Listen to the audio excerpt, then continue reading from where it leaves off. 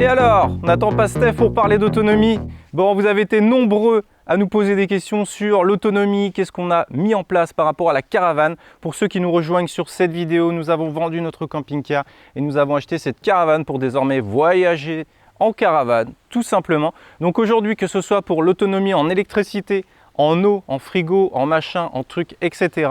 Je vais tout vous expliquer, je vais vous dire si on a fait des installations, si on n'en a pas fait, etc. etc.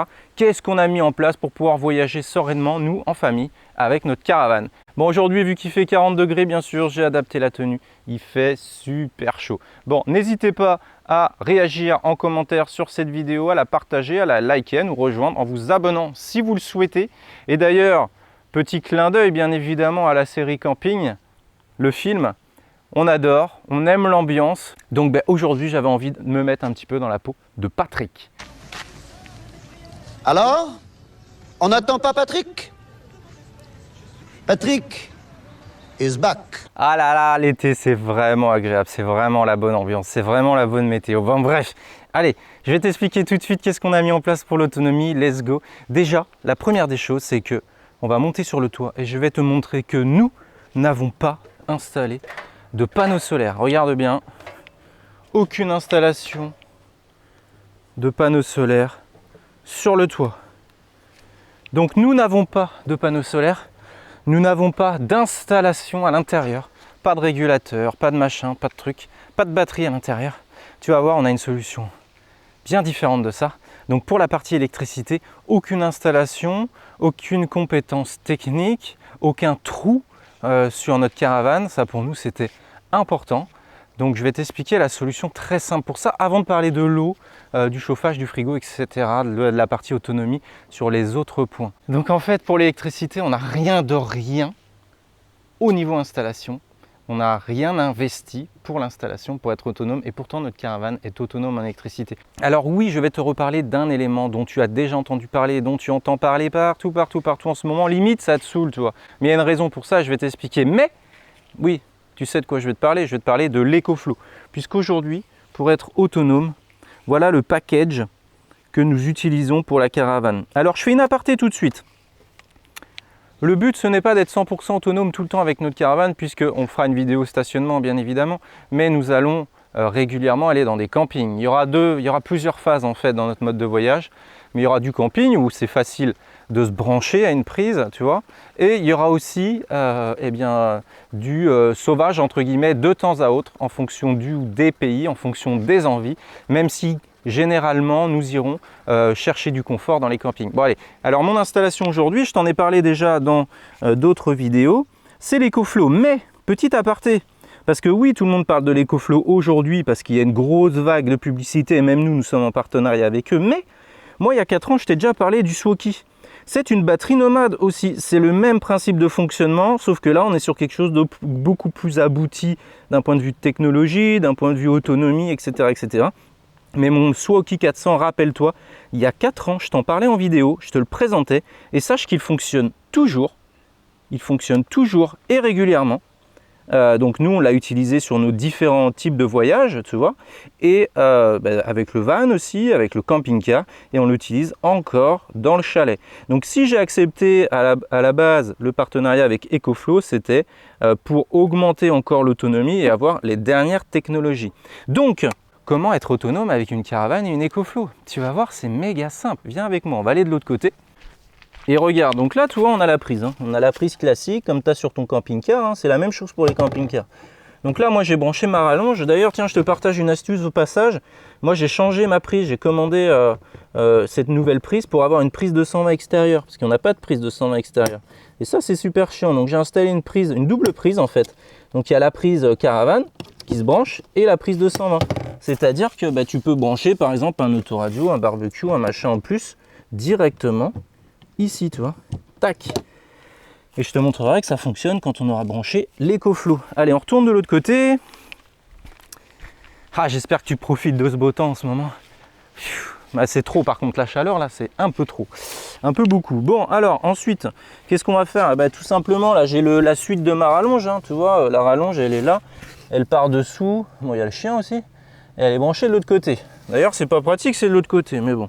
Alors, mon EcoFlow, je vais brancher ma prise. Tac. Attends, je vais regarder ce que je fais. Je vais brancher ma prise. Hop. Je vais allumer mon EcoFlow. Clac. J'allume mon EcoFlow, j'active ma prise. Voilà. Et là, normalement, on va aller faire un petit test. On va allumer une lumière. Voilà. Et voilà. Donc là, du coup, j'ai de l'électricité dans la caravane. Je peux allumer mon ventilateur. Je peux allumer ma pompe, puisque ma pompe à eau est électrique. Voilà. J'ai tout d'alimenté. Ma ventile de chauffage également. Ma ventile de chauffage.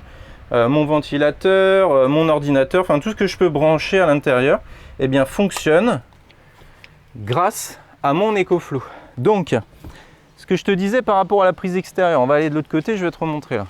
Donc tu vois, l'avantage de la prise extérieure, c'est un parallèle, mais c'est pratique. Hein. Franchement, moi ça m'a beaucoup fait défaut par le passé. Là, je l'ai enfin. Donc tu vois, j'ai branché ma petite radio là. Et voilà.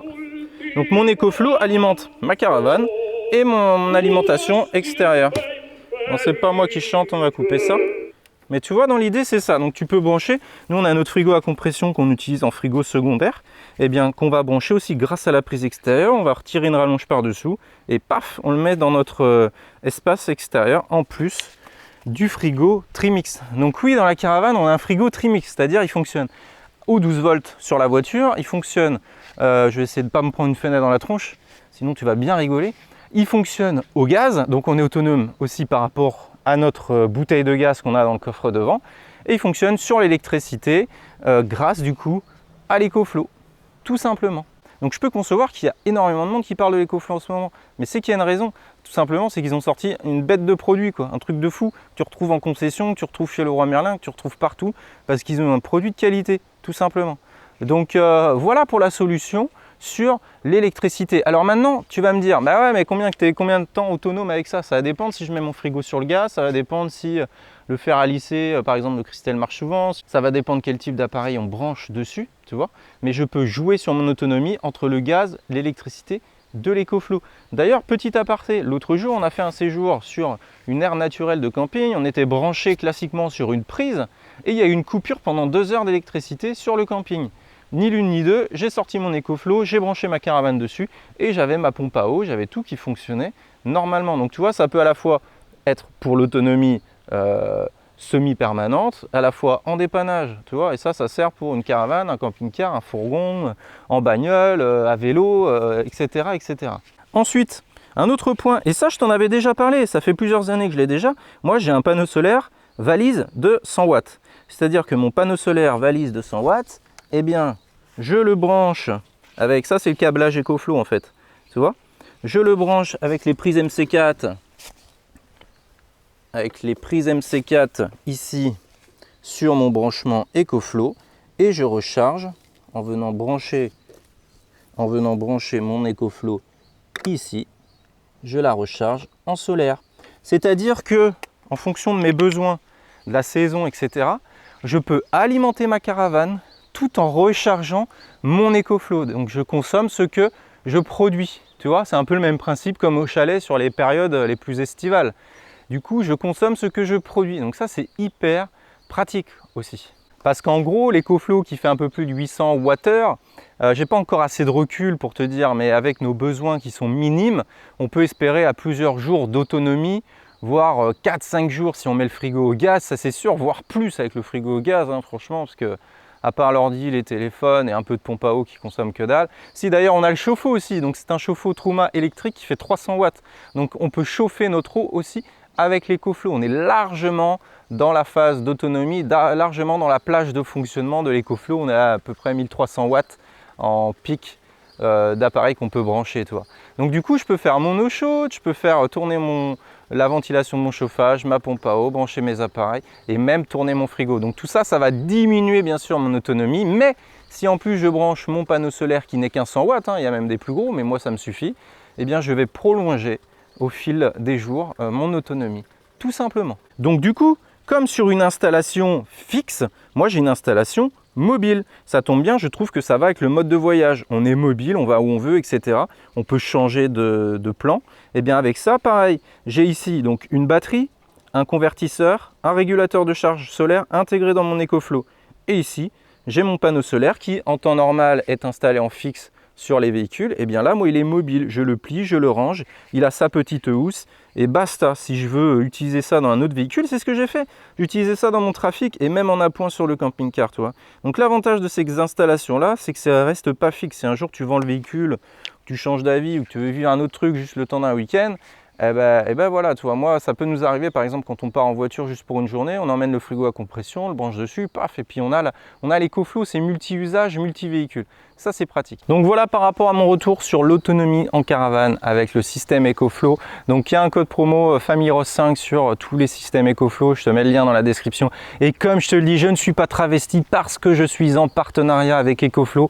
Je t'avais déjà parlé d'une autre batterie nomade, je te dis, je t'avais parlé du 400, je t'avais parlé du 500 et même du petit aussi qu'on a toujours, voilà, qui est là, tu vois.